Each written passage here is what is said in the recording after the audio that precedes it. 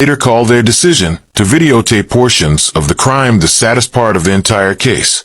These weren't people trying to hide their crimes. They were proud of what they were doing. They wanted to remember it.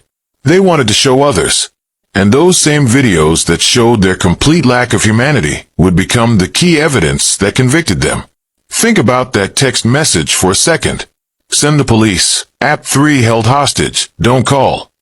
7 words that should have saved her life. I need you to comment right now and tell me, what would you have done if you received that message at 7 in the morning? Because here's the thing. If you can't even commit to subscribing after hearing about someone's final desperate plea for help, how can you honestly say you'd act fast enough to save them? Your hesitation to subscribe is the same hesitation that gets people killed. So comment and tell me, are you someone who acts when it matters? Or are you someone who just watches? Mahogany Jackson was just 20 years old when her life was cut short in February 2024. Born and raised in Jasper, Alabama, she had moved to Birmingham with big dreams and an even bigger heart.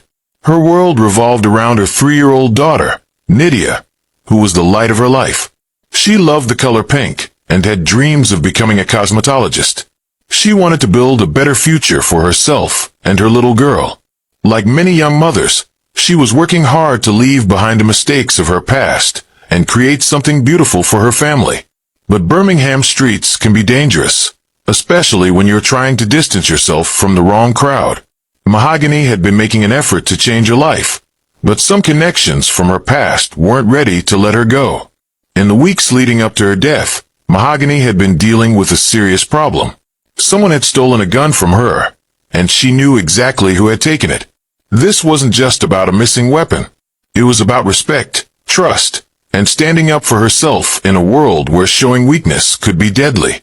On February 24, 2024, Mahogany made a decision that would cost her everything. She decided to confront the person who had stolen from her. She wanted her property back, and she was willing to face the thief directly to get it. What Mahogany didn't know was that this confrontation would trigger a chain of events so brutal and shocking that even experienced police officers would struggle to process what happened. The person she was about to confront had friends. Dangerous friends who would turn a simple dispute into one of the most horrific crimes Birmingham had ever seen. Mahogany wasn't just another statistic or headline.